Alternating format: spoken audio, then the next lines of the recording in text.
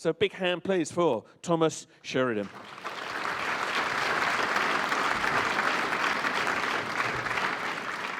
Can you hear me okay?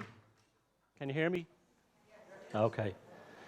Yes, thank you very much, Andy. When I first got the email from Andy and it said, would you be interested in doing the Glastonbury Symposium? For some reason, I thought it was the Glastonbury Festival. And the first thing that popped into my head was Kanye West demolishing Bohemian Rhapsody, so I immediately said no. And then someone explained to me, no, it's not that, it's something else. And then, oh yeah, and then I looked and I saw the videos online. So I'm much happier to be here, especially with the way that festival's gone. But it's a beautiful hall, and thank you for coming out, and the turnout is fantastic, and I'm delighted to be here. Although I wasn't sure if what I talk about would be, well, I don't say popular, but if it would be, pertinent or anything like that. But the world is changing and things are changing. And I suppose what drew me to this topic, now, I was a weirdo growing up. When other kids are watching football, I was reading books about serial killers, cults, and magic, black magic and the occult. And I'm glad I did, because I ended up working on Wall Street, so that really helped. And so I think a few weeks ago, someone was introducing me to someone else, and they said, oh, here's Thomas, he's an expert on evil. And I burst out laughing, and then I said, you know what, it's kind of true. It is. And then I started to think of it like in that sense, and I guess ultimately I'm trying to discover, is there a kind of a spiritual nature to evil in the context of, say, working behind enemy lines? And I think from a very early age that was about, because when I think of all the synchronicities and circumstances that have happened that eventually brought me to writing a best-selling book on the subject, it was quite magical, and it was quite extremely synchronistic in many ways. I went to New York quite young, and one of the first things I did was, after I'd seen the sites, was to go look for the location of this notorious cult to try and meet them, not to join them, called the Process Church of the Final Judgment, and they were based in Yonkers, New York, and there was the whole thing that around a place called Van Cortlandt Park in the North Bronx. And so at 19, I was searching for these people to try and meet them, and I never did. But I managed to learn about the world in a different way, because as this group got more and more clandestine and mysterious, the more they seemed to be connected to big government. There seemed to be a connection between a specific kind of behavior, mass entertainment, and government. And then I played in the music business. I went to work. I studied to be a graphic designer, and I went to work in these companies, large corporations. And it suddenly began to dawn on me that the profiles and the criminal psychology and the other profiles of these serial killers was a perfect analogy for the corporations I was working for. It worked exactly the same way. There was no difference between Ted Bundy and, say, Raytheon or any kind of major corporation. It operated in the same function. It was basically a harvesting of human energy through a very pathological and extreme manner, debt, and to take what they want from them. Now, it's a very difficult subject to talk about, because there's an awful lot of misunderstandings about it, especially now. When I was starting to talk about this, I was like pretty much a lone voice in the wilderness. Now you see it on TV shows and everything, and there's loads of popular books about it. And you have on one side you have people thinking it's all serial killers, it's all mass murderers, it's all the most evil people on the earth that humanity could ever possibly give us, Simon Cowell. And on the other hand, it's someone falls out with their ex-husband or their ex-girlfriend, and they start calling them names and stuff like that, because it's just like these health sites on the internet. You have a cold, within 5 minutes you start thinking you have cancer. It's the same thing, you know, they have a bad relationship, it breaks up, and then they go on the internet and they start thinking my ex-wife is a psychopath or something like that. It doesn't work like that. But I'll tell you how it does work. You're in a relationship with someone for years, you're in an organization, you're in a business, you're at work, and you come across a character who at first seems a little bit too, shall we say, in your face. Slightly. They're very eager to please. They can be very glib. They may see themselves as being more the life and soul of the party than they somehow are. There's a kind of a try-hard nature to them. If you enter into a romantic relationship with them, they come full. It's the black, what they call the chocolates, those black magic chocolate man. It's like that. It's the perfect romance or whatever. Very, very quickly. Like that. But at the same time, too, there's something inside you is saying, there's something not right here. They haven't done anything wrong. There's just something not right.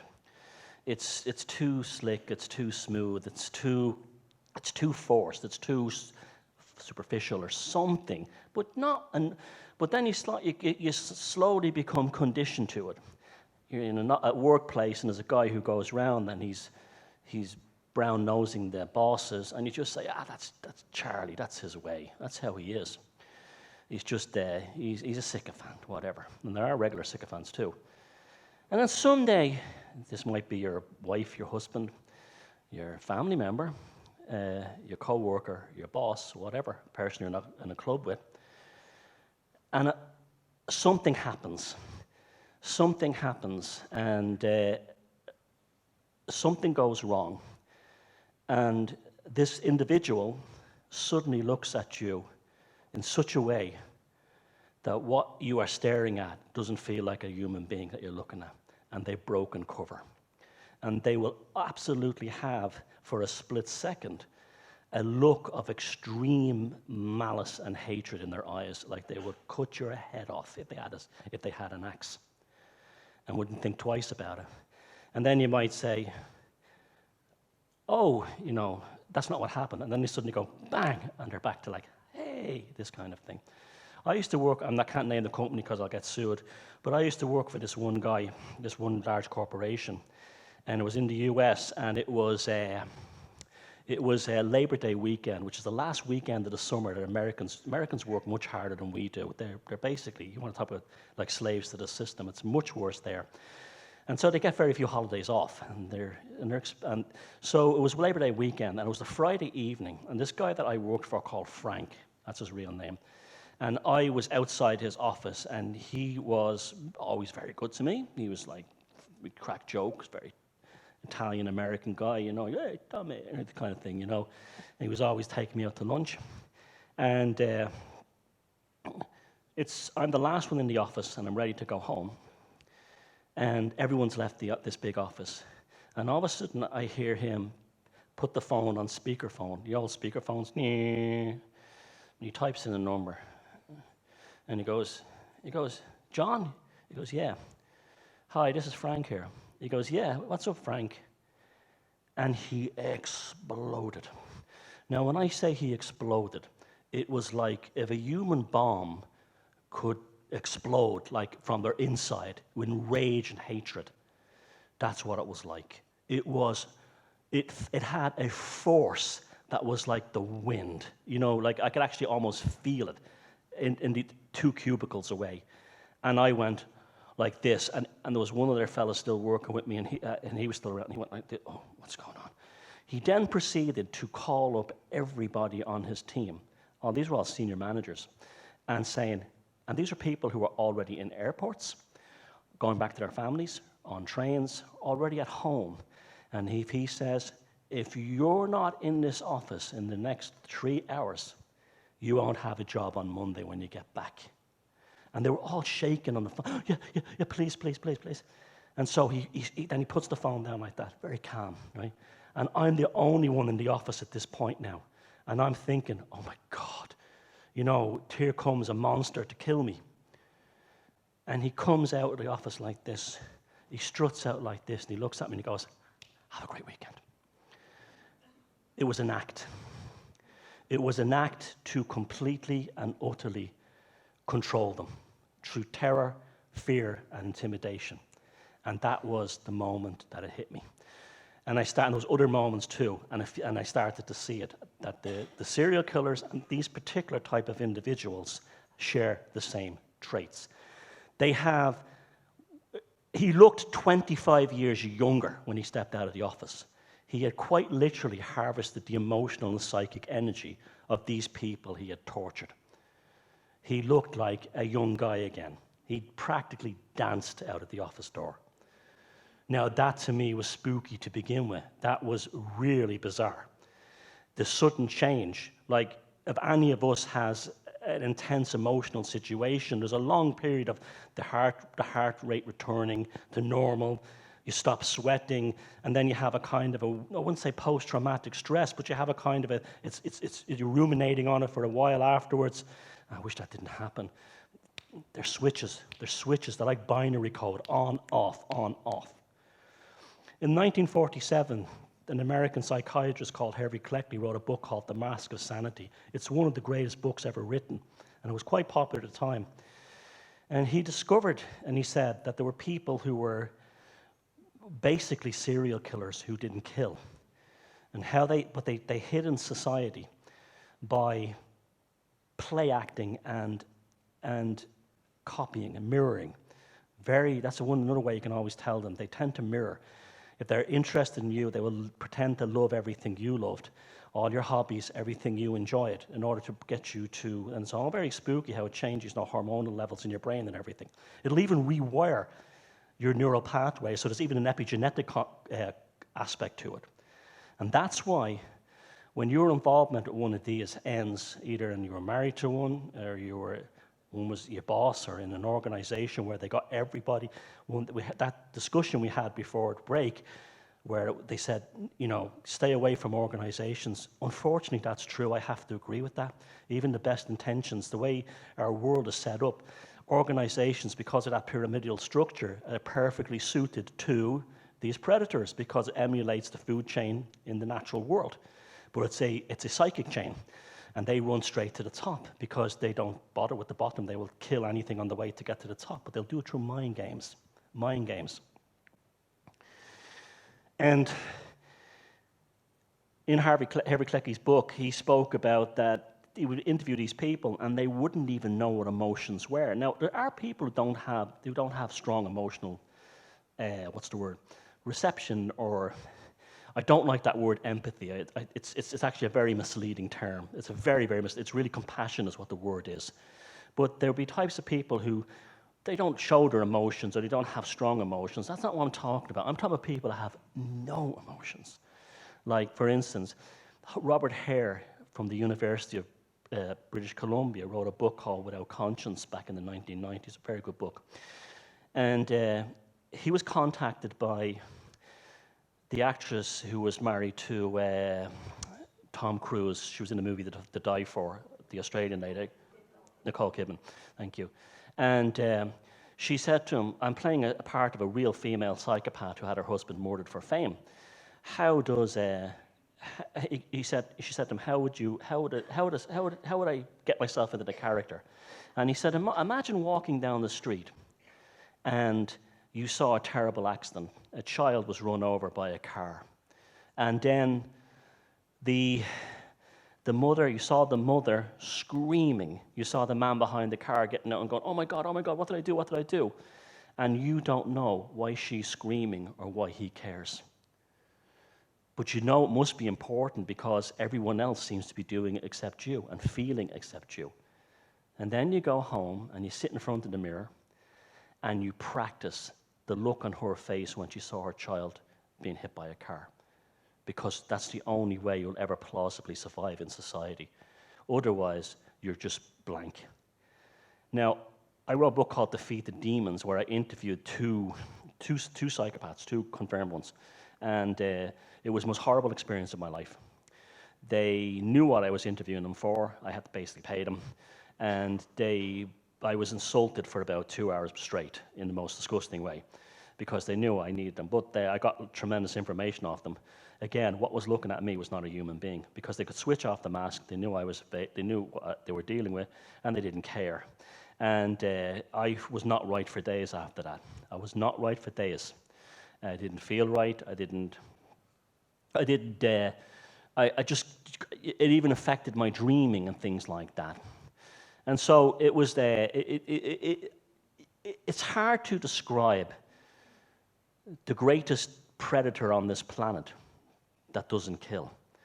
What they do is they get you to kill yourself. You may start a spiritual group, a church, an organization, anything like that. Anything, a project, making a film, anything, making a movie, doing in a band, anything. And they're the ones that have the least talent. But they're very good at manipulating, superficial brown-nosing. Now get in there, and they will immediately, within no time, start playing everyone off against everyone else. And it'll be lies. They will lie in ways that a normal person couldn't fathom. Like, for instance, I said to people, I often get emails from people who are describing they may be working with a psychopath at work, and they'll say things to me like, should I go up and confront them? Should I just take them on? And I says, do nothing. Try to get a transfer to another office. Stay away. And then they say, well, what would happen if I got him in the bathroom? And I say, I says, he will leave that bathroom. He will download child porn onto your computer and then call the cops. That's what a psychopath does. That's what they do. They will go into a group and they will start having affairs with several women in the group at the same time. But at the same time tell those women, you're the special one, you're the special one, you're the special one. She's a nutcase. That's a great way you can tell them. A lot of these womanizer type psychopath stuff, every one of their exes is a lunatic, because they do not want the new one communicating with the previous 50. And 25 of them would have been at the same time. Double. They will always destroy people's reputation. It's just like, that's why every cult leader is a psychopath, because all cult leaders operate the same way.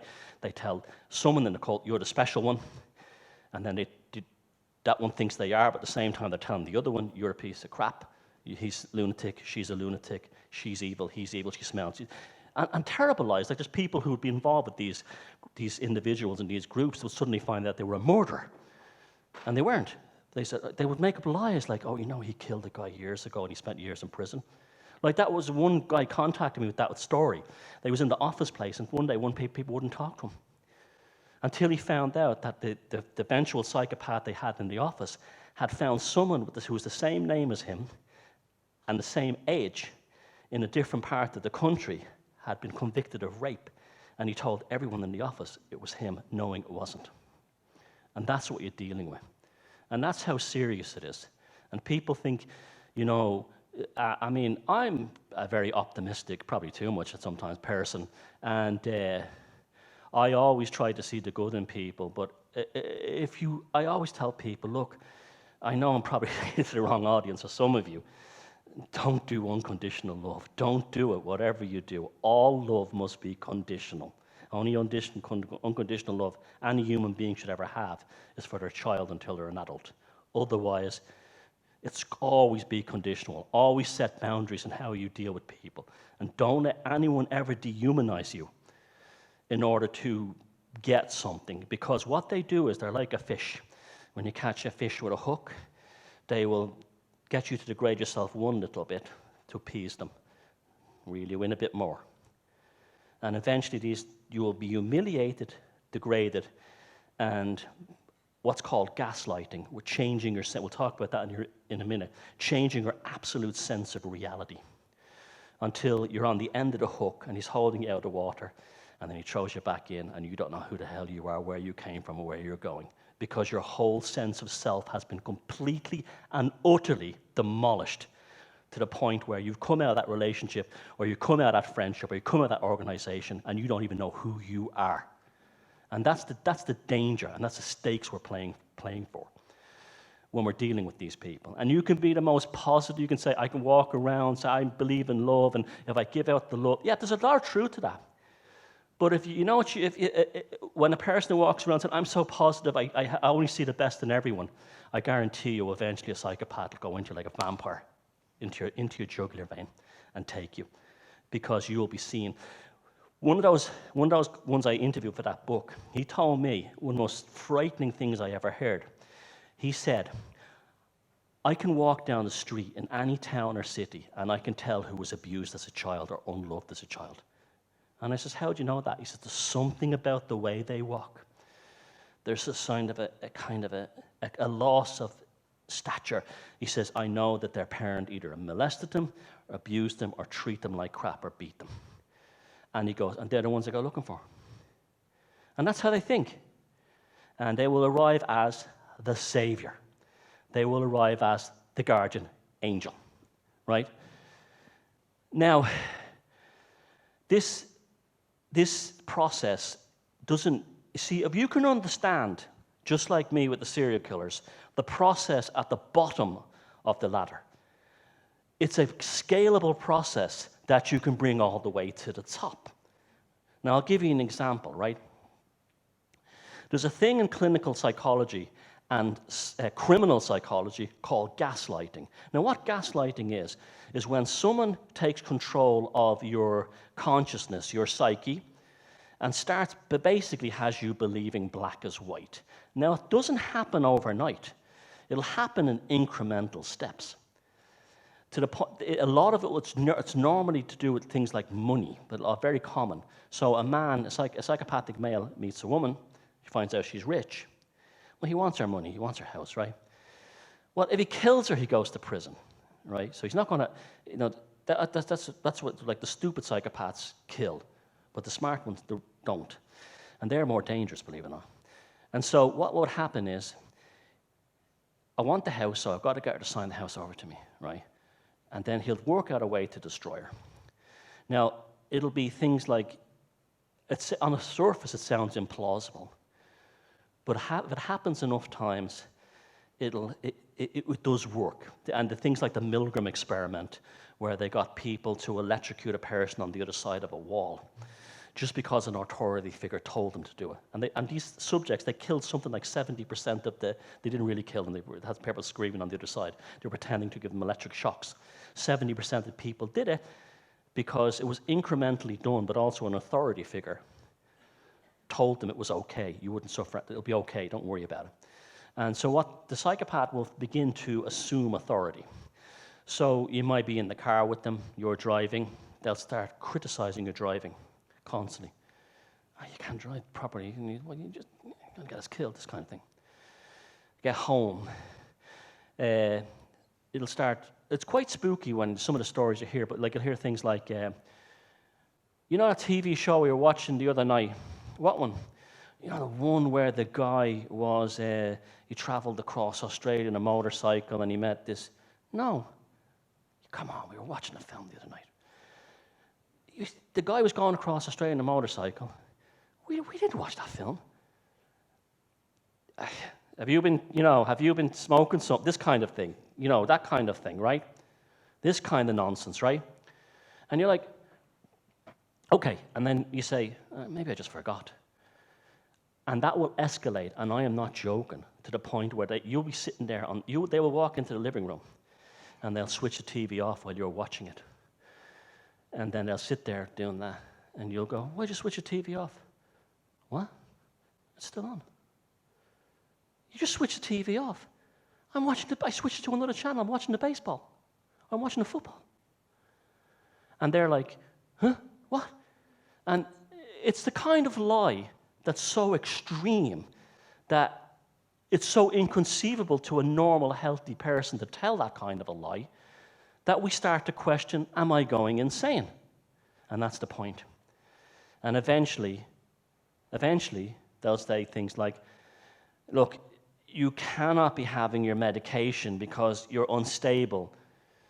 I'll take care of your medication and dosage and stuff like that.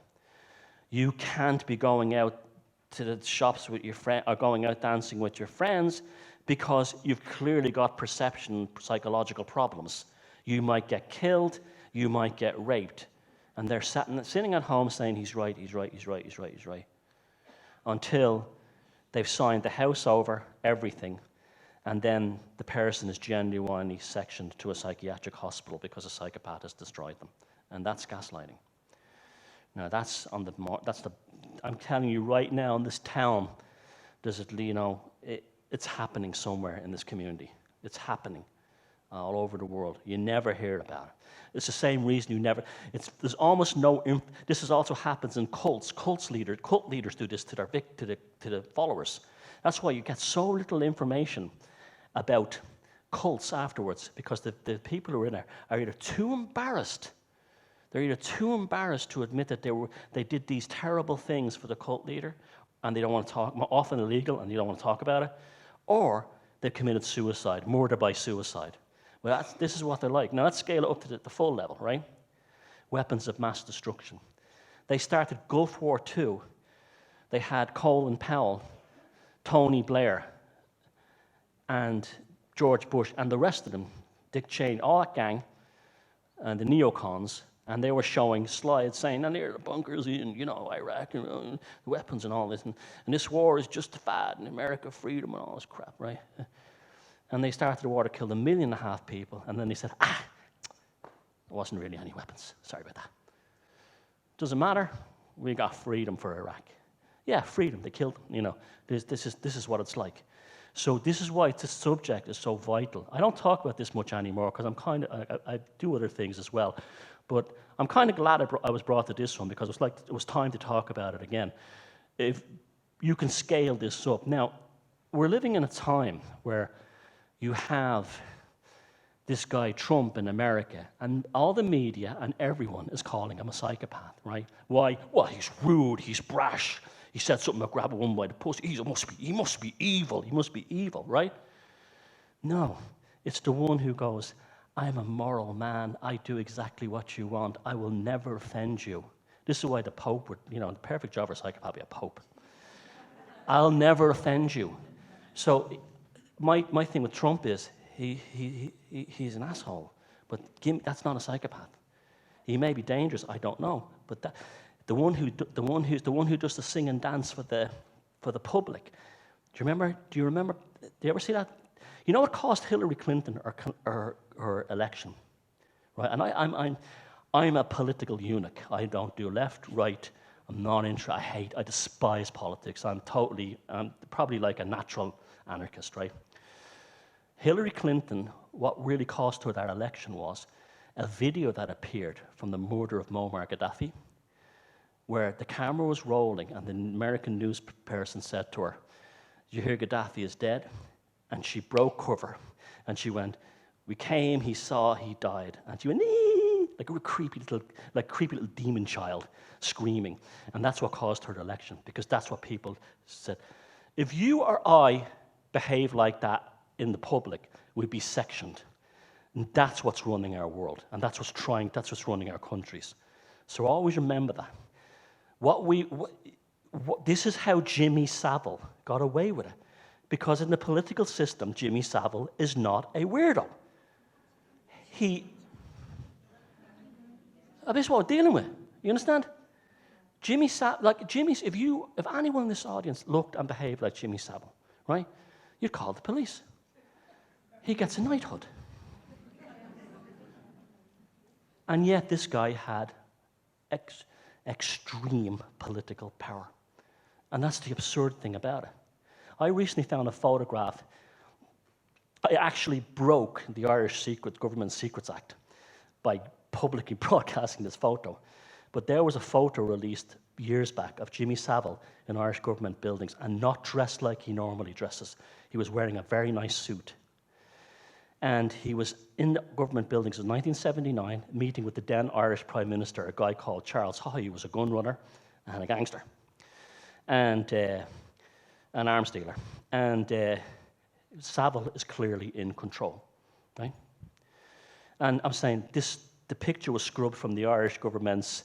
They have a website of photographs of the government buildings through the ages, and they have loads of celebrities who visited and famous dignitaries, and he was on it.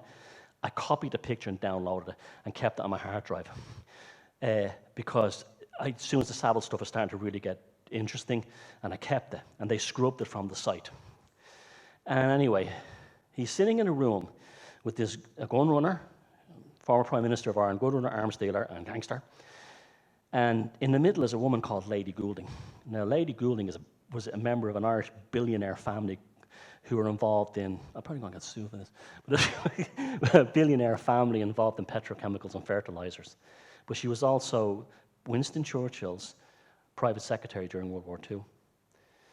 And she had the highest security clearance next to the King and Churchill in World War II, because she used to be a dispatcher running letters between the Palace and Downing Street.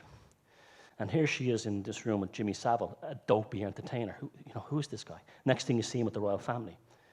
Dawned on me, Jimmy Savile was a courier. Jimmy Savile was probably moving documentation between London and Dublin during the Troubles, because the IRA had intercepted everything on both governments. They had everything intercepted. What better way to do it than a zany celebrity? So he does that. He doesn't care. But that buys him freedom. Freedom to rape children. Freedom to drive around hospitals with cadavers, playing racing games. Freedom to steal the eyeballs out of corpses in the morgues and make rings from them and go on top of the pops and pretends the show as jewellery. This is what we're doing. Mocking. He was going, I'm untouchable. I'm untouchable.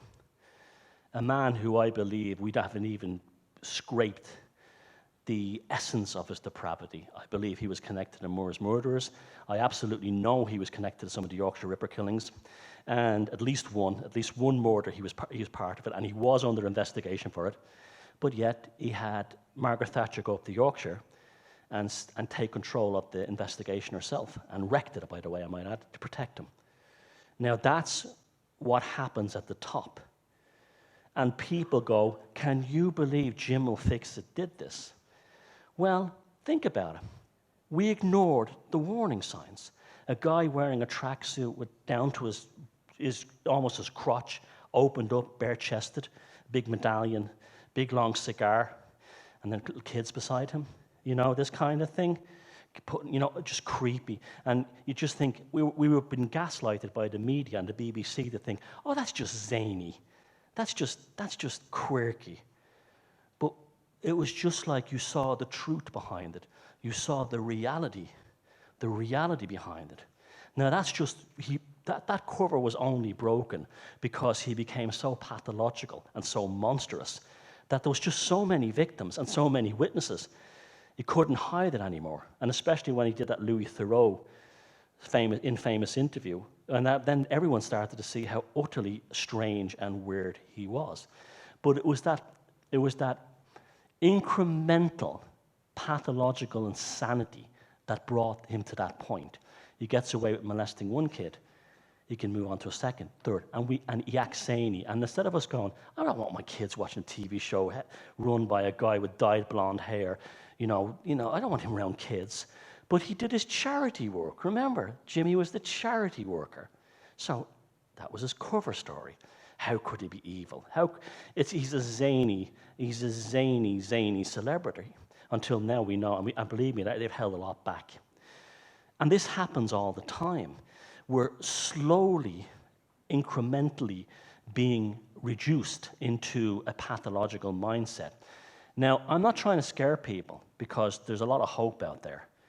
And disinformation is very liberating, but doesn't mean you should walk around thinking, is he one, is she one, is she one? That doesn't work at all. Or are all politicians like, no, they're not.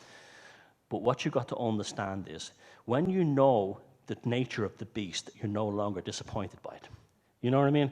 You won't get involved in politics. How could I be, Tony Blair, New Labour, he shows up at town Downing Street carrying an electric guitar. Oh, he's the new face of politics. Things are going to be different. And he was Thatcher on steroids. How could this happen? If you understood this, how the world really is now, you wouldn't be disappointed, because you'd know he was playing an act. He was gaslighting. He was spooling. He was putting on a facade. He was putting on a facade. He was giving people what they want, because the human beings, we see, because of our education system and things like religion, we want to believe that we know it all. we're right. I voted for that guy or that woman because I'm smarter than the guy who didn't. That's all bullshit. That's how the game is played. That's how you're manipulated. Where if you like me, it wouldn't. I mean, I wouldn't. The only reason I go into a voting booth is to rob the marker. But I wouldn't be bothered. I wouldn't be bothered otherwise. At this point, it's a farce or to make a mockery. If you had a situation like Australia where you're forced to vote, I would just, too crusty the crown as a write-in or something. But the political system is set up for them. You could have the greatest man or the kindest woman in the world running for a major office. It doesn't matter. Because let me tell you how government really works. The power is, you remember that TV show, Yes Minister? It really showed you that the power was who? The civil servants. And the senior civil service in every government in the world is, you want to find where it's top heavy with psychopaths, that's where it is. They don't have to run for election, so therefore they don't have to be found out. They don't in civil services, not like corporations. You can basically, by time served and doing all the courses they tell you, you'll get to the top. So you don't have to try anything, right? You'll get there. So they don't have to, like in a corporation, it's harder for them because they actually have to work harder to get there. And so this is where, and so it doesn't matter who you vote in. It's all these NGOs and who's below that where the danger is. And then these supernational operations, these, the Trilateral Commission, so on, the Bilderbergs. Now, do you remember, like, the Bilderbergs, they used to tell us that was a conspiracy. A top Irish journalist in 2000, one of the biggest journalists, I got talking to him in about a completely different subject, and we were talking about like the euro coming in, and I said to this guy, I said, yeah, but it's really the big money who's moving this stuff around, like the Bilderbergs, and he goes, you don't believe that, do you?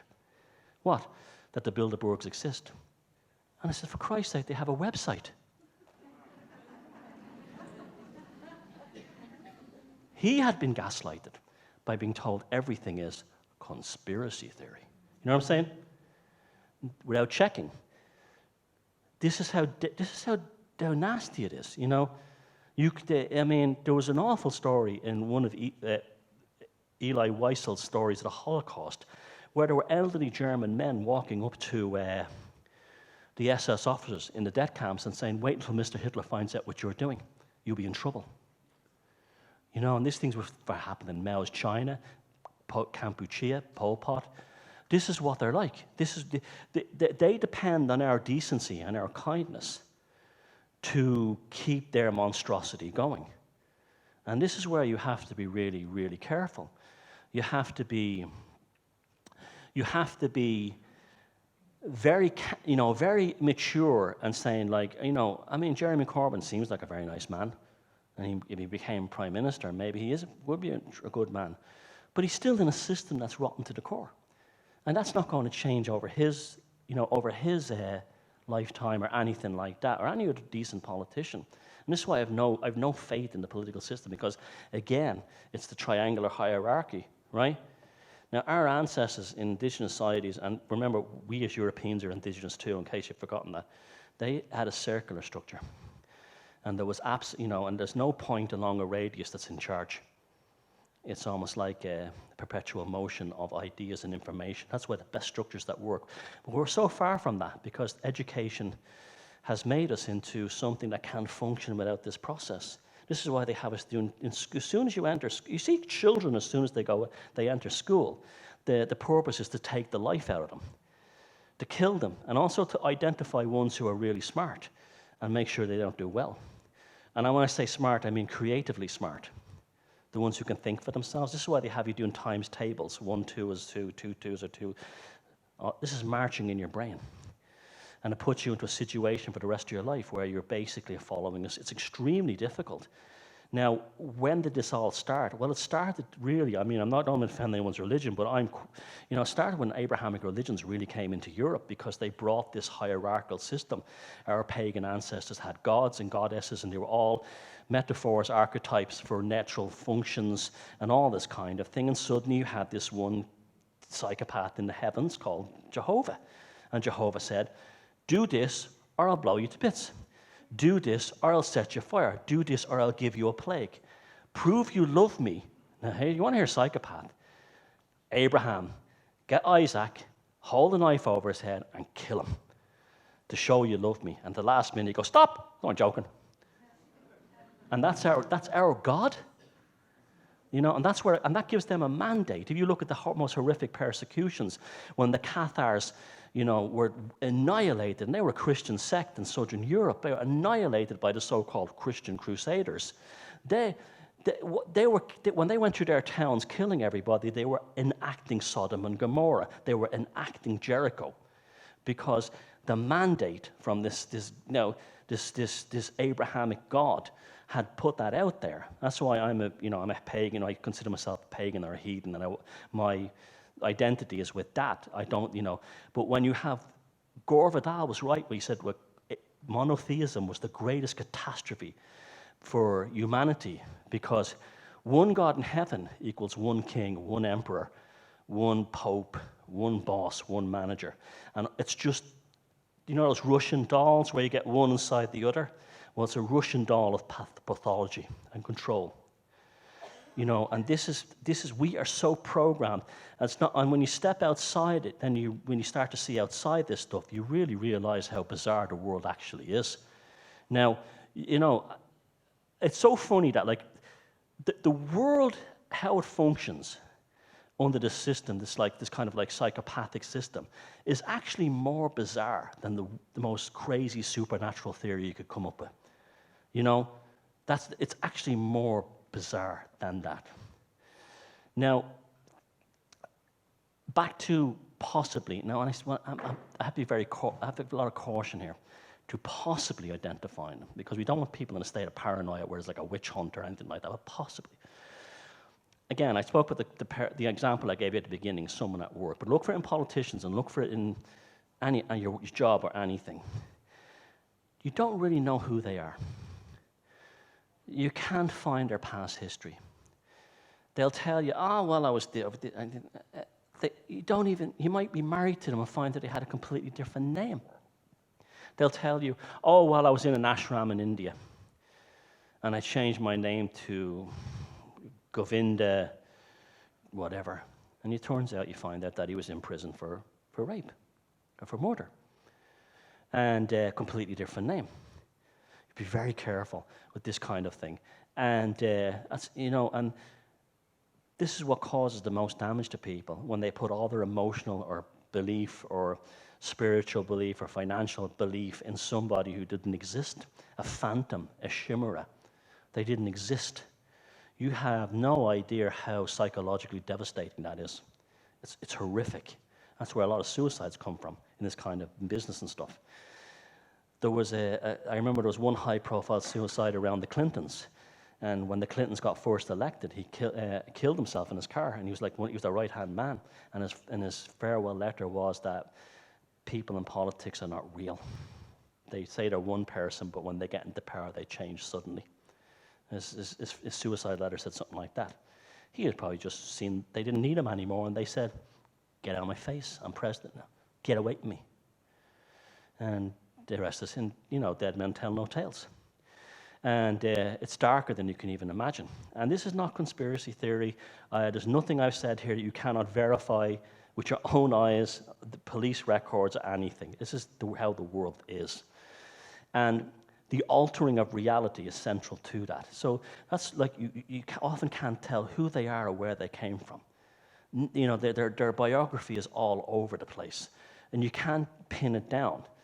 You can't even find who they were. They've got great cover stories because they have left a trail of destruction behind them.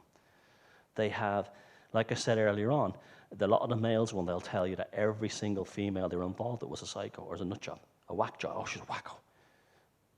I used to work with one guy like that. What happened to, what's her name? Oh, she was crazy, she's wacko. And then the next one, what happened to her? Oh, she's a nutcase. My second wife was a nutcase, my third, this kind of thing. And you realize that that's just to immediately destroy any kind of paper trail you can work through to find out who they are, because you already think in your head that, they're already dysfunctional or they're guilty. They can't be trusted. Like you have an organization, say money goes missing, right? And say a genuine individual in the organization says a few £1,000s missing. and they call a meeting together. Now the guy, and they're saying there's money missing from the account. The psychopath who stole it would say, well, James, that's a really nice new car you got, isn't it? On a plumber's salary. You understand? And he says, what are you insinuating? Nothing. I'm just saying it's a really nice car you got. Now, we're here to discuss the missing money. Oh, okay. You were kind of nervous about that, weren't you? And he says, I didn't take the money. Then why are you so nervous? They'll have a plan to literally accuse an innocent person. And before the meeting ever took place, they will start saying things to the ones on the phone or privately. Say the guy, George is his name, that the psychopath wants to blame on it. You say, you know, George is really messed up. He used to be a big-time cocaine head. He sent millions up his nose. Lies, all lies. And then the other ones, I never heard that. And he says, oh, no, it's true. But he seems nice. Oh, he got himself together. Don't get me wrong. He's a nice guy. He got himself together. Then he tells somebody else, you know, George, you know, I don't know. He told the joke the other day, and it was very inappropriate. But you've told jokes that are worse. Yeah, but there was something creepy about the way he told. You know, this kind of thing. To demolish the man's humanity until the point that he cannot effectively challenge the guilty individual who's a psychopath. This is very common, very common. It's a level of evil we can't even begin to... Well, to even say it's evil, I don't even know what... Well, it is evil from our perspective, but it's a feral impulse. It's like a wild animal trying to survive. But instead of surviving in the jungle, they're surviving in the psychic world that we inhabit. And you see it in hints. It's almost like you never, until they actually fully reveal, and maybe like in the case of Savile, they are arrested, and he wasn't arrested, but it all comes out eventually. But all along it's been revealed, and what you're seeing is not the predator, but you're seeing almost like the shadow of the aspect of the predator. Now this brings up another idea. I spoke earlier on about you shouldn't unconditionally love anyone except your child. That's the only one you should unconditionally love until they're an adult. After that, it's conditional. And another aspect of that is this idea of a kind of a hope in humanity. I know that I'm not trying to be negative, but of course humanity has hope and anything like that. But if you have this idea that you will find a savior, or you will find, again, that's Christianity. You know, the man from heaven comes down, do what you're told, get your baptism, and boom, you get into heaven. You know, it's all these conditions are put on us. It's the idea of superficiality. Like, I would trust somebody, and you should trust somebody, who walks up to you one day and goes, you know what, you really, and on genuinely, when you did screw up, and they did that, and they tell you screwed up, because that's honest. You should also trust people who are naive. That's one of the things, like, Irish people all get, Irish people in Ireland, people are very naive, especially in the rural areas. But that's a good thing, that means they're honest. But when you have a complex urban society, and you have a complex society like we do on the internet, you have this belief, and it's been cultivated through psychiatry, that we're all supposed to be happy. And we're never supposed to be negative. And we're never supposed to be angry. Don't be angry, right? Now, because of the collective unconscious nature of society, when people are all like, everything is love, everything is wonderful, you don't make the dark side go away. All you do is you put it under the ground like a pressure cooker, and it will build like a volcano. On a personal level, we've all met them. This person who's like, Mr. I'm loving, I'm so wonderful. And then they blow up one day, and they're like there's a famous episode of The Simpsons where Ned Flanders goes from hey diddly diddly to a psychiatric hospital. That's true. Carl Jung is right. You cannot suppress the shadow. But we've been trained and conditioned to suppress the shadow. Now, on a collective conscious level, when you suppress the shadow, you will generate a society with more psychopaths in them, because you don't get them in indigenous cultures. You just don't get them. And I'll tell you why. They kill them. they kill him. The Inuit word for psychopath literally translates as the one who stays behind, rapes the women, and steals our stuff while we're out hunting. It literally translates that. We've always known about them. They're all over mythology. They're all over mythology. We're warned about these types. We do not let them we banish them from the tribe because they will destroy. It's very easy for us today, we're complex. But if you have an indigenous tribe where it's a matter of life and survival, it's very tight, it's like that, you cannot have a disruptive force because the whole tribe. Now, I'm not saying we should kill psychopaths or anything like that. We should banish them personally from our lives because they will never change and don't have this thing, oh, God loved them, they're so healthy, they're not like that. They'll just find somewhere else to prey on. And when you have an indigenous society, it's tight, it's really tight. So you have any disruption to that, it destroys it. Now, I have a friend in Scandinavia she was a maternity nurse, a midwife, and in a rural community. And she said, and she read my book and contacted me, we became friends. And she says, when I was delivering babies and bringing them to the mothers, every so often there was a baby that didn't feel right. It didn't feel right, the baby. Now you hear this thing, all children are born innocent. Didn't feel right. And she said, when I'd hand it to the mother and it would breastfeed, it was almost like, give me that. You understand? There was no loving bonding between the mother and the child. It was a predator type. And she said, in every case, every one of them that were like that ended up in prison. They were all criminals. They were all violent. They were all, she said, I could tell as a baby. Every so often, 1 out of 100, 1 out of 500 would be like that. And they would, and sure enough, you could set your clock by them. By the time they were having sex at 12 and 13, they were robbing cars at 14, they were having their first criminal things at a certain age. They were all, animal torture is a common one. They all seem to kill animals and torture them as young kids. Very, very common, even if it's just insects. But it's not even like a kid. Sometimes a kid will have a natural insect and see a bee and go like that, kill it. No, he'll make a plan on how to kill a certain animal. He'll make traps, and he'll enjoy the rush, and that rush will then move on to another rush and a bigger thrill. And because they're like a junkie that has a niche that can never be scratched. They're tracing a dragon of pathology, and they're chasing this monster inside them, this demon inside them, that constantly feeds. And in our Western society, because we don't have the same kind of necessity of survival in the same way, where we let them slip through, or we all think, all children are born innocent. Well, our ancestors never thought that, never. Do you ever hear about changelings and things like that? In rural Ireland, the idea of the mothers would not take care of the baby because it says, that's not my baby. There's something else in there. That is not our child. And now they medicate, now they medicate those mothers and lock them up. Because the mothers knew there was something not right with that kid. There was no connection. And then as the kid grew older, things would happen like the little kid would not respond to the mother or spend all day screaming. This is a very common story with serial killers. If you interview the mothers or read the profiles of serial killer mothers, they will say the baby screamed and screamed all day long, non-stop, until daddy came home and went, Daddy. And when the mother tried to turn around and say, he's driving me mad, he's screaming all day. He goes, what are you on about? He's a perfect kid.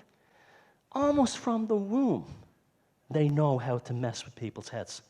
And that's really spooky. So are we dealing with an entity? If you were to ask me this 7-8 years ago when the book Puzzling People came out and I was doing a lot of mainstream stuff, I'm not going there. I'm not talking about it. But I got news for you. At this stage in the game, there's not a human in there. There's something else going on. I don't know what it is. It's like an invasion of the body snatchers thing. But I actually got more. And he's give me 5 minutes. I actually got more information from things like demonology than I did from criminal psychology when I tried to see there was a kind of an element to it. Now, I'll leave you quickly with the antidote to it, right? The first one is, a sense of humor. They don't get jokes and they don't get complex satire. If you tell a joke that has a complex satirical nature to it, like I went to the moon and I went to the moon and I rode a dinosaur and then we got into a spaceship and I had, sex with Joan Collins' ghost, they'd be like, what? You understand? Like they would watch things like Monty Python and wouldn't get it, right? That's the antidote, because we can actually develop a kind of a lexicon that we can operate underneath their radar. They cannot get for whatever, and that's actually shown in demonology, that demons don't get jokes or satire. That's another spooky thing about it. Now another one, right? That's an important one, but also a connection with nature. They don't seem to have a connection, a proper, they'll pretend they do. They'll buy all the latest camping gear and all this kind of thing, but they won't have it, they won't have it. They won't feel it. And I did something stupid recently, but it was one of the best things in my life. I got lost in the Odenwald forest in Germany for 2 days. I went over and I just walked 2 days living like a wild man, because I said this would be the last chance of my life I'll probably get to do something like this. And I spent 2 days hiking over the mountains, and I was transported into a different realm. It was a shift in consciousness I'd never experienced anywhere else in my life. And these forests of the Odenwald, we were not full of wolves and everything. I wasn't scared or anything like that. And there's the legend of the Wildenbicken, the wild woman of the forest. And the Christians were terrified of her, but the pagans saw her as the kind of forest mother. And after the first night, waking up in the morning, I was surrounded by this sense that I was not going to be under any danger, because this forest spirit archetype of the Wildenbicken was around with me. And even when I got back from Germany, I felt amazing and wonderful. And all I've been doing is thinking about trying to get back there. Every time I think, I can't wait, I want to go so back there. Because it was a world outside our bullshit. You understand? It was a real world. And in a real world, a psychopath can't exist. And then people get all upset about politics. They're all terrible. I know so many people are ready to slash their wrists over Donald Trump. I was delighted that Donald Trump won. 2 reasons. Hillary Clinton scared me more. And secondly, I knew it was going to be great entertainment. We're living on a global episode of Father Ted. You could not ask for better. Enjoy it, okay? No, it's true. Enjoy it. So, if you feel you're dealing with a psychopath, don't directly confront them. Learn that this is how the world is, and you will never, ever have political idealism. You'll see it all, and you'll have a happier and better life. Get connected to nature and develop a spiritual identity that's not based on hierarchy and orthodoxy. And as I say to everybody, feck him if you can't take a joke. Thanks very much. Thomas Sheridan.